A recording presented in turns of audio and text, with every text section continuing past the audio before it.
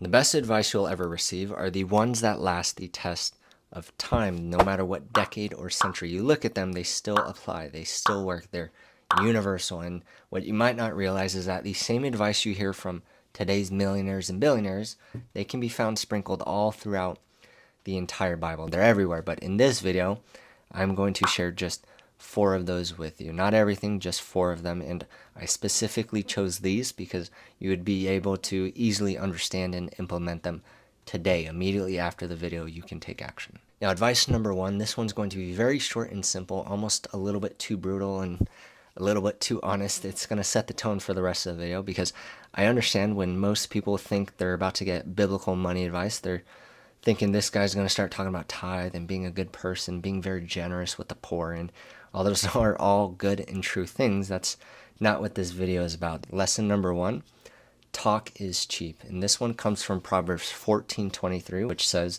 work brings profit, but mere talk leads to poverty. It is not enough to talk about your goals, to talk about what you want to do, because there's 2 things that happens. If all you do is talk, it hurts you in 2 ways. If all you do is talk, in the short term, obviously you're never going to get any work done.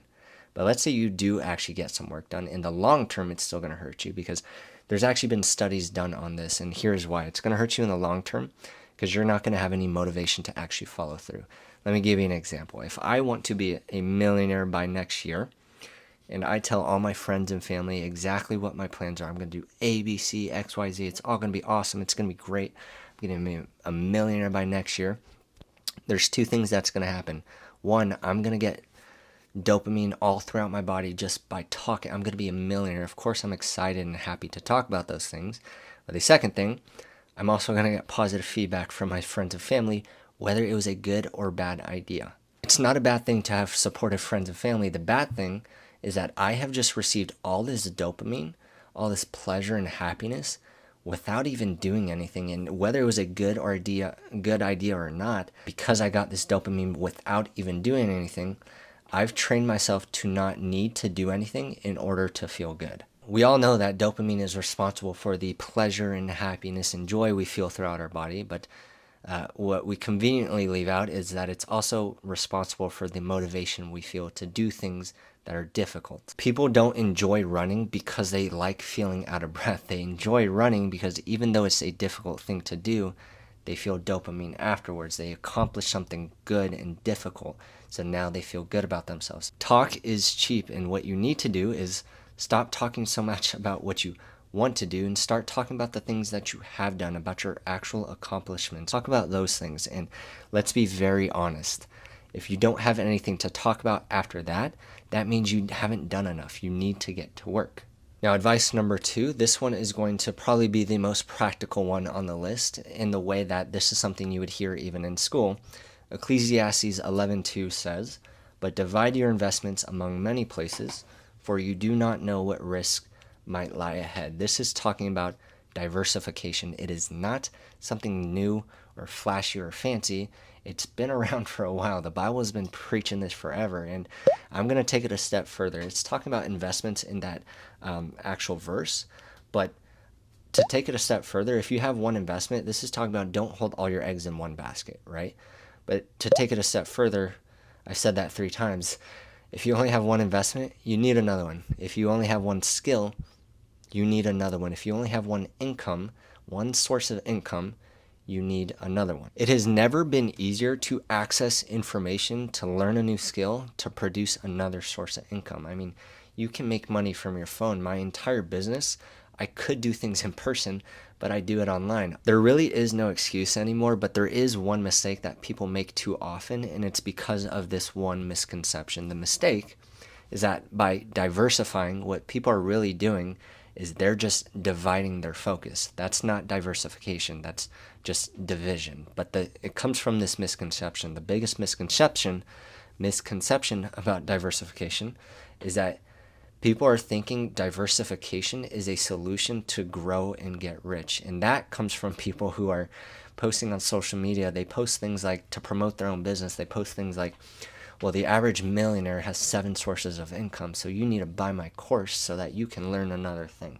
1, don't buy that course. But 2, the millionaire that they're referring to, even though that there is truth to that, the average millionaire has more than one source of income. That millionaire did not become a millionaire by dividing their focus. They got very good at one thing. They went all in. Once it worked, then they diversified. The goal of diversification is not to grow and get rich. The goal of diversification is to protect what you have. So again, some brutal honesty. If you have nothing or not enough to protect, you should be focusing on this second piece of advice. Advice number 3, this is for all of you who are in analysis paralysis. You want to start a business, you want to get big on social media, you want to invest, but you never actually do because you're waiting for the perfect conditions. Ecclesiastes, just 2 verses down, Ecclesiastes 11:4 says, "Farmers who wait for perfect weather never plant. If they watch every cloud, they never harvest." If you ever want to see the benefits of diversification have something to protect, you got to start somewhere. If you want to get big on social media, you want to build an audience, build a following, there is nothing stopping you from looking at your camera, pressing record, and talking to the screen. I have 70,000 followers on TikTok. That's not some kind of brag, but I guarantee you the first videos I posted were absolute garbage. But I'm at where I'm at now because whether it was perfect or not, I did it and I posted it. If you want to start a business, once again, access to information has never been easier. There's tons of free information on YouTube. My channel's here. I don't have that much content yet. That's going to change, so subscribe. But let's say you want to go to Alex Hormozi, who is much bigger and much richer than I am. The dude literally gives away his free courses on his website, RyanTYM.xyz. I took all of his courses and they're all amazing, and I'm using a lot of what's in that course, and it was free. You can buy courses, but information is now free. The perfect time does not exist, and the whole point of my YouTube channel, at least, is to document my process of building and scaling my business. It's not going to be perfect. Nothing ever is. And for anybody who's made it this far into the video, if there's one thing that you've been waiting to start, but just for whatever reason you haven't, you don't have to comment the reason, but comment what you've been waiting to start, whether that's fitness, business, or you're looking to dive a little bit more into your faith. And then if you see something that you can help with for somebody else, leave some suggestions. I'll try to do the same, but comment one thing that you've been waiting to start, but for whatever reason, you just haven't. Now, advice number 4, this one is probably going to sting the most out of all 4 of these. The first one was a little brutally honest. The second one was very practical.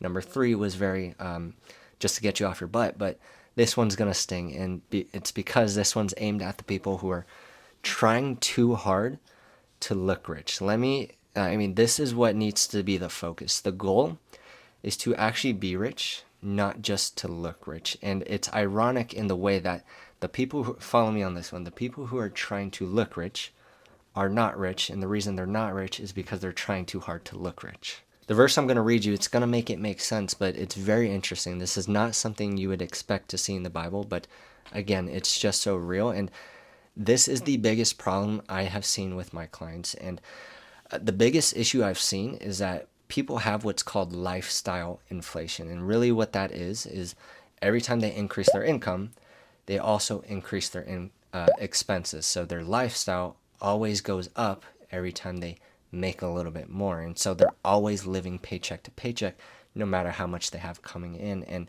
when I'm helping these people, when I'm helping my clients build or protect their own wealth strategy, the ones making $500,000 a year, they really have the same issues as the one who are making 50 grand a year. It really does not matter what kind of income you have. If you can find a way to live below your means, you're doing better than 90% of people. If you're lacking financial education, this is where your journey needs to start. Learning how to properly use a credit card.